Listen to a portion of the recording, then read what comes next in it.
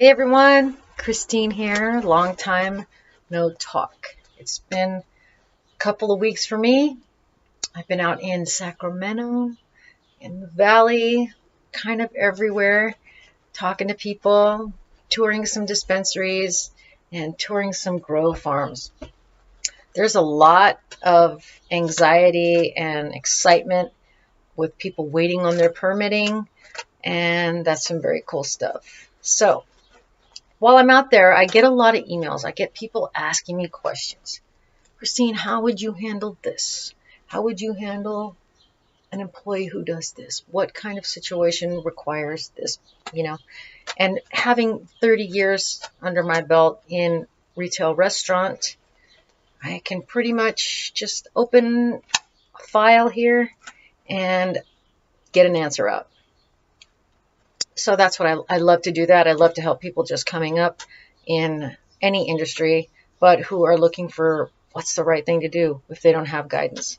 And more so for me, I've been focusing my business on the cannabis industry because, you guys are going to need a fair shot, and you're coming up, you're getting permitted, getting out there, but there's a lot that needs to be understood and known in the real world of operating in California, in the country, let alone California, that is the strictest employment state in the country. So although it's really good that the permits are coming through and you can, act legally, there's a lot of laws and a lot of practices that come with that. So proceed with caution, my friends.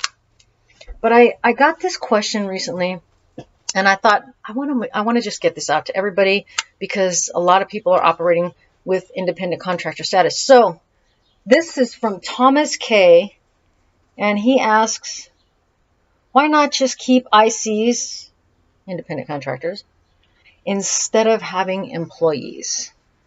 I thought that was a great question to share the answer with everybody. And so here's the answer. So let's start off with, I'm also a real estate agent as well. And during my time as a real estate agent, I worked under a broker. That independent contractor status and that relationship with the broker was basically, hey, I've got my license, and this says that I can work in the real estate field.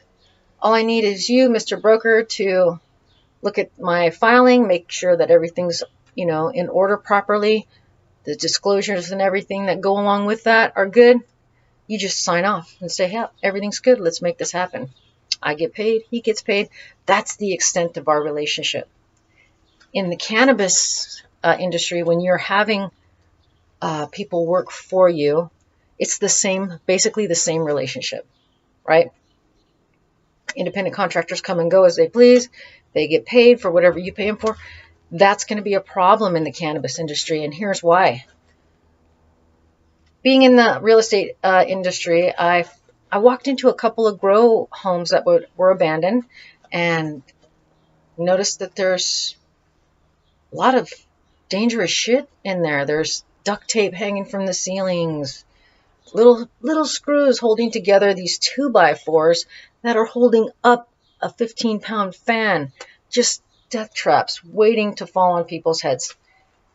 In the workforce, that's going to be called workman's comp, and that's going to be costly to your business. And if you're operating legally, workman's comp costs are going to have to be put together with your business as well. If people get hurt at work, they go to the doctor. That's how it is when you have a business, and especially these cannabis dispensaries or grows that are going to be growing large. You're going to have a lot of employees, and you're going to have workman's comps. So there's going to be a lot of training that goes on, because what worked in that illegal grow farm is not going to work in a legit grow place or dispensary. There's a lot of laws that are now going to be required. A lot of regulations that are going to need to be taught, which there eliminates the independent contractor status, right? Because they have to be taught what the right way is. And a lot of the times the investors don't even know. So the leadership that they're bringing on board has to be taught to teach the staff, because there will be no grace periods. You guys wanted it. They wanted to be regular business status. You got it. And now here's all those regulations, and here's all those employment laws, and here's everything that you guys were bitching about, you damn hippies. Here you go.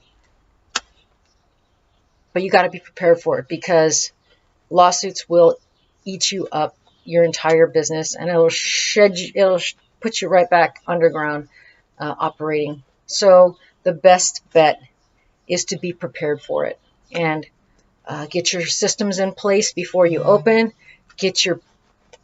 While your business license stuff is getting ready to go, start putting the other pieces of the puzzle together, because if you just think that you can get that permit and open the doors, you've got another guest coming. You can, but as soon as someone from the state or the county comes in to audit you and shut you down and find you for non-compliances, that's going to be very costly. So